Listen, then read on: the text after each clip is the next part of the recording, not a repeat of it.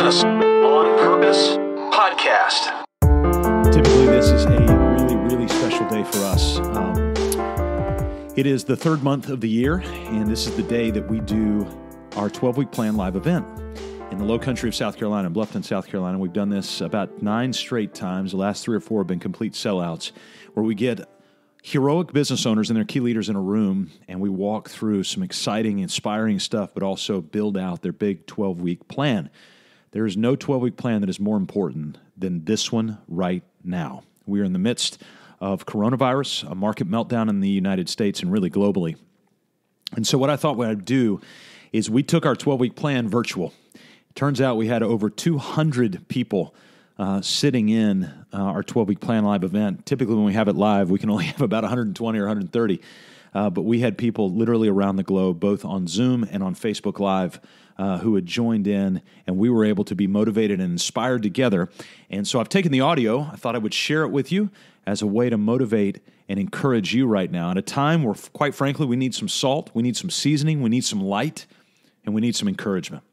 So I hope this will help liberate you from the chaos of working in your business. If we can help you, go to mybusinessonpurpose.com/reinvest. We've got free, unlocked modules available just for you as a business owner right now to help you work through a really, really challenging season. So listen in, strap your seatbelt on. I hope you're encouraged, but I also hope you have the opportunity to build out your 12-week plan so you can be liberated from business chaos. Jason, I'm going to talk about a guy named Jason. He had the job of his dreams. He was mostly working with people aligned with his values. He was working for people who were considered vulnerable and in need, and was responsible to a board of directors. So he ran a part of the organization responsible to the board of directors. And in this role, they were cheering him on. He was providing insight and support they needed. And every single day, Jason was meeting with his team members, his stakeholders, just like many of you are. And every week, Jason was holding leadership meetings to cast vision and follow up and implement important details of their work, all aligned in the same way that we preach all the time with their mission and their values. Jason was visiting the work sites every single day or week or month to encourage and to train and audit and to understand and strategize and to lead. And Jason was learning more than he had ever learned in this role. It's a true story. He was struggling through more than he had ever slugged through before, and he was truly working within his skill set and growing in his skill set in this leadership role that he had. Jason also had a helpful team to delegate things to and to run new ideas by. And sometimes, periodically, there was frustration and misalignment, but it usually was worked through with intentionality and unity. And on an extended trip for a few weeks to some of the work sites out of the country, Jason had decided to perform a simple audit of some of the operations from the different sites that he was visiting. And so he ran through and audited different operational process and financial process and cultural alignment process. Again, many of the things that we talk about within Business on Purpose. Of course, as with any organization, Jason found that some of the things needed some special attention. They needed a little extra fertilizer, and they needed some time to grow. So what Jason did is he brought the full audit back to the chairman of the board of this organization that he worked with. And after a series of surprising discussions within the board, the audit actually outed some other things that were happening that neither Jason knew about and the majority of the board didn't know about either. They were all kind of happening behind the scenes. It wasn't anything illegal, but it wasn't healthy either. And even more than that, the board had kind of felt misinformed by some of its members after Jason had brought this audit to the board. And so what ended up happening was something Jason would have never seen coming, but an internal board battle started to ensue because of a simple little audit. And the majority of the board made a decision on an emergency board meeting to resign on the spot. And it dissolved Jason's executive role due to some bylaw issues. And there Jason was. He was 39 years old, married, 3 kids, and totally unemployed. Silence. Everything just stopped. The tide of Jason's professional life had just gone out. In our life right now, the tide comes in and the tide goes out. I showed you earlier, the sun comes up and the sun goes down. The clouds roll in and the clouds roll out. And for many of you right now, it feels like the tide is out. And for many of us, we've never seen a tide that really appears or feels this low, or at least it seems to be getting lower by the hour. There's unknown and unexpected things that have a way of breeding anxiety and uncertainty into what we're doing. And so we look around and start to ask ourselves questions of what's going on, because when we look at the reality of things, well, the reality of things today is that the schools are closed.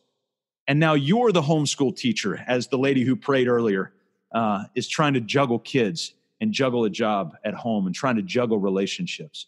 And all of a sudden, some businesses, some of you have been ordered to close down, and you and the employer are trying to juggle finances, employees, families, customers, banks, creditors, vendors, and inventory. That's why we have our daily business owner check-in every day through the end of this week at least. And all of a sudden, on top of all that, the schools and the businesses, now your throat starts to get sore. And you start to wonder, well, has it come to me? Today, I have a very simple goal, really, really, really simple goal. And that is, I want to persuade you to not live in a cesspool of fear and anxiety and worry and hopelessness. And instead, I want you to live in the bright light of belief and empathy and capability and a sound mind. Now, before you go, oh my gosh, here's the Tony Robbins moment. I want you to stick with me for just a minute, because I guarantee you the person that you live with at home or the people that you live with at home are desperately hoping that you will just sit and focus and pay attention to this right now, because what you need and what I need more than anything else is the bright light of belief and empathy and capability and a sound mind, more than a $1,000 check from the government, more than our business to stay open, more than all of those things. We need the bright light of belief, empathy, capability, and a sound mind, because we can rebuild all of those other things. But we cannot rebuild the human soul when it's gone just destitute like that. So here's my goal in short, and this goes back to what Pierce had sent, because he heard us say something the other day when we were having a kind of a last minute meeting of business owners here locally. And the phrase was this: we want you to work on the dock while the tide is out. So right now, what I want you to do is I want you to take the imagery that Pierce Scott put together, and I want us to work on your dock while the tide is out. Because here's the reality. We will not live in fear, but we will live believing that amazing things are just beyond the storms. It is true. For many of you, your tide is going out right now, and we're going to work through that. We're working with business owners every single hour to help work through those different planning things that we need to think through. So just know that for many of you, your business owners are working feverishly behind the scenes to make sure that everything is in place from a planning perspective. And so when we look around, the stock market, might look something like this. But if you pay attention to the news, all you hear is this: it's our fault. It's their fault. It's our fault. No, it's their fault. No, it's our fault. No, it's their fault. Look what I'm responsible for. Ooh, I'm not responsible for that. Right now, you have a choice. Will you mourn the loss of the tide? Will you be saddened over the possible lack of luxury and wealth found in money and expensive stuff and all of these things that you have? Will you be saddened over being overextended in your housing, in our subtle effort to impress people we don't even really like? Or will you find new wealth? I want you to write that word down. New wealth. What does new wealth look like? Will you find new wealth in a walk around the block with your spouse? Will you find new wealth in four straight nights of dinner at home around your rickety table, eating on mismatched plates, cups, and plasticware? Saw our neighbor out on the street, which we don't normally see because we're not usually out on the street, because we're usually in the car driving around. And he said, we've had dinner together 4 straight nights this week. I can't tell you the last time that's happened. Will you find new wealth in a lingering conversation with a friend where you don't have anything to go do next? Will you find new wealth in a quiet moment standing on a marsh flat throwing a fly rod? You know who I'm talking to. Will you find new wealth playing 4 rounds of ping pong at home because there really is nothing else to do? When the tide is out, there is either mourning or sadness, or there's opportunity and hope. In the Business on Purpose community, we are making a declaration. We are planting our flag in the ground that this, what you're a part of right now, will be a community of hope. This will be a community of opportunity. This is not going to be a community of bemoaning, of begrudging. This will be a community where the anxious find freedom, The poor will find a new kind of wealth. The sad ones will be encouraged. The quiet ones will be our wisdom leaders. The ones that are hungry for growth will eat their fill. The generous ones will be generously appreciated. The sincere ones will find what they're looking for. This will be a community where the ones who manufacture peace will subtly lead us. And the courageous leaders towards clear vision will reach their destination. So there's 3 challenges that I want to acknowledge. But when the tide goes out in your life, there's 3 things that are true realities. And I want to go back to what Pierce wrote out for us. And I want you to visualize this. And I want this image to kind of be the defining image of this time. That the tide is out. So you've got an opportunity. You can go out and work on your dock while the tide is out, or you can sit inside begrudgingly and just go, I don't know what else to do. So here are the 3 challenges when the tide is out. Number 1, if you're in the low country of South Carolina, you understand that it gets buggy. It gets buggy. We've got these just infestuous, frustrating little bugs called sand gnats. And those sand gnats get in your ears and they get in your eyes and they get all over your skin and it's hard to see them and they're biting you and they're chaotic and they're annoying and it feels like 1,000 tiny little impulses. You know what that sounds like? AP News, New York Times, Fox News, CNN, BBC, and we keep refreshing it and refreshing it and refreshing it and refreshing it. And it's like these little sand gnats just eating us up. When we decide to go work on the dock, it does get buggy. But Herbert Simon said this, a wealth of information creates a poverty of attention. A wealth of information creates a poverty of attention. Gang, can I encourage you? We've got a business owner's call once per day at 12 o'clock. Let that be your information. We don't need to be refreshing these things all day long because when our attention is there, not only does it take our attention in that moment, but it creates chaos in our psyche. And so when we're at home, we're not at home, even though we've got an incredible opportunity right now to be at home. So I want to encourage you, because it's buggy, let's turn off the noise of the 24-hour news and the 24-hour social media pings, and let's kill the bugs. When we decide to work on the dock, when the tide is out, it does get buggy. Second thing is it does get unpredictable. Again, if you're from the low country here along the southeast coast, you realize that when the tide goes out, you see all these looking gnarled things on dock post, on these piles that are driven into the ground. What are they? Well, they're oysters, typically, or there's some sort of crustacean that's attached themselves to these piles. And you got to be careful when you go out swimming because things get unpredictable. And when you're working on your dock, when the tide's out, it's unpredictable because of all of these nuances that are going on because it's been underwater for so long. It's enjoyed the fertilization that's come through the water, feeding it, but it's created some unpredictable things. My friend and wisdom mentor, Jeff Campbell, told me this about 5 years ago. He said, Scott, my favorite thing about you is not your productivity. It stopped me. I remember where I was. I was in the parking lot of Hilton Head High School about to go speak at an event. And it stopped me walking in.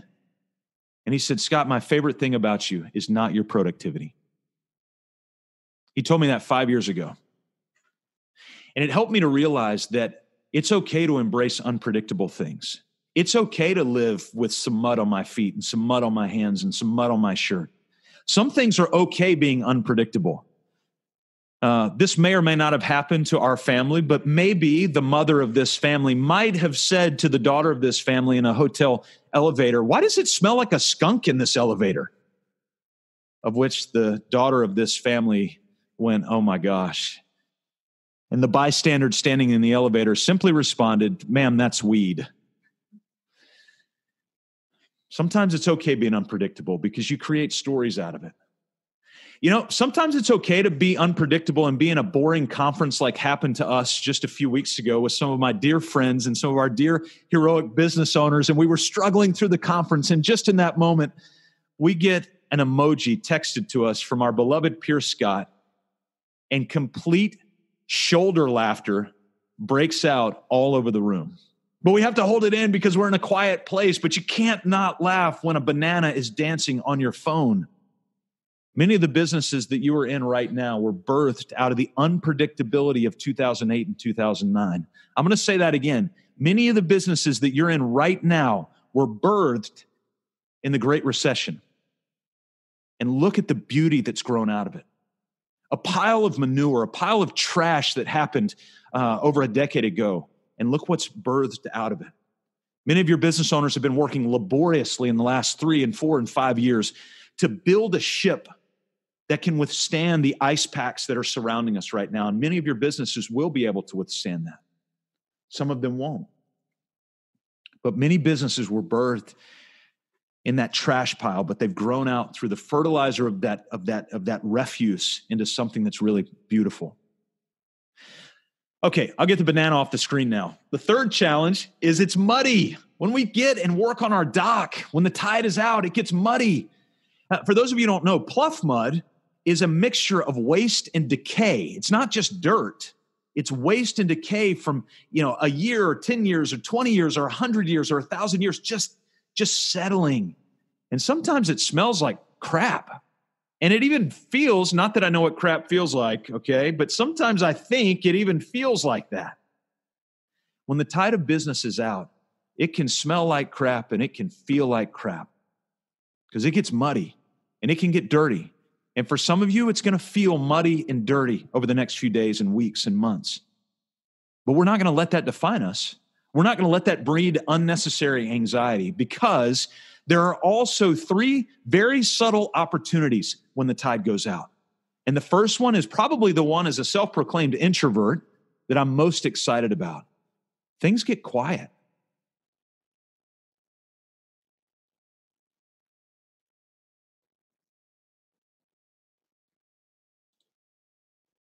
Now, the volume's still on. It's all right. Things just get quiet. And I realize right now there are multiple people in the same room. And some of you are already filling it with noise because you can't handle the quiet. The quiet's okay. Because in the quiet, you can have conversation. In the quiet, you can listen. In the quiet, you can share big wins around your dinner table and have real human connection. We've seen an explosion of that lately. Allison said, it's not quiet here. I have 3 kids screaming. But you can share these big wins around the table. One action item I want to give every single one of you as you go forward, if you don't do this already, is when you have those moments of dinner around the table, and I hope you will, I hope you'll pick that up more and more frequently around whoever's around your table, that you will start every one of your dinners with big wins. Begin in gratitude. That's what BIG stands for. It's one of our core values. Begin in gratitude. Start your dinner with, hey, let's go around the table. What are your big wins? And sometimes you can do highs and lows. We do that sometimes too. Start with the low, end with the high. But when it's quiet, you have opportunity. And the result is you begin to tune your ear to hear with precision. The second opportunity is that it's clear. You can get under the dock and start to see things that you couldn't see when the tide was in. You can begin to reach things you couldn't reach when the tide was in. For some of you, you see your spouse, you see your kids, you see your coworker, you see your trade partner. I mean, really see them. And you can stop and you can have that conversation because it is quiet. It is clear. Marcus Aurelius, one of the great Roman emperors, not many of great Roman emperors, but he was one of them. He said this, ask yourself at this moment, is this necessary? So over the coming hours and days and weeks and months, I want you to ask yourself, is this necessary? What I'm doing right now. The third value or opportunity that comes out of this is it's still. So it's quiet, it's clear, and it's still. And when it's quiet, we can tune our ears to hear with precision. When it's clear, we can focus our eyes to see with certainty. And when it's still, we can begin to feel things. We can sense things. One of my favorite quotes are from the philosopher Blaise Pascal. He says, all of humanity's problems stem from man's inability to sit quietly in a room alone. I want to ask you a question. If our global leaders would create a discipline of sitting quietly in a room alone and sitting thoughtfully in rooms together, do you think there'd be as much noise in how we're responding to crisis? No way. All of humanity's problems stem from man's inability to sit quietly in a room alone. We have got to learn to cultivate stillness. The hardest thing is actually doing something close to nothing. The hardest thing, Abramovich said, the hardest thing is actually doing something that is close to nothing. When it's still, you have a heart to detect things you would otherwise not have ever understood. When it's clear, you have the focus for your eyes to see with certainty. And when it's quiet, you can tune your ears to hear with precision. When you work on the dock while the tide is out, it affords you time to reinvest in the things that matter most. And so you can begin to reinvest not in the cars or the expectations of other people or in the endless driving from event to event or buying things that we probably shouldn't be buying or wearing clothes that we don't really want to have, but we're trying to impress that person we don't like. But instead, what we can reinvest in are powerful things, things that last, things that won't rust and corrode, like community, like a space to gather, human touch. I realize that's in short supply right now. We begin to reinvest in conversation, in making memories, in providing for other people, in vision, in laughter, in emotion, and service. While the tide is out, we have got to embrace the idea of quiet and kill the bugs. We've got to consume a diet of clear wisdom instead of a sugary diet of the news media. And we've got to stand in the mud and appreciate how still it will allow you to be. While the tide is out, I'm asking you, I'm begging you, please do not weigh yourself down unnecessarily fretting over what might happen in 2 days, what might happen in 2 weeks, might happen in 2 months or 2 years. That's speculation, and it will corrode you and it will eat you for lunch. Don't weigh yourself down with what you're going to eat, what you're going to drink, what you're going to drive, what you're going to wear, how much savings you've lost or don't already have. Instead, I want you to look at squirrels and watch them run. I want you to look at birds. I want you to look at deer standing on the side of the road. They don't plant their own food. They don't gather or harvest their own food, but they have plenty to eat.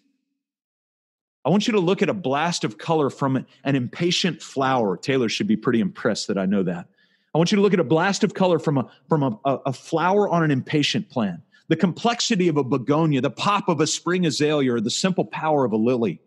They don't procure their own clothing, but they always have color.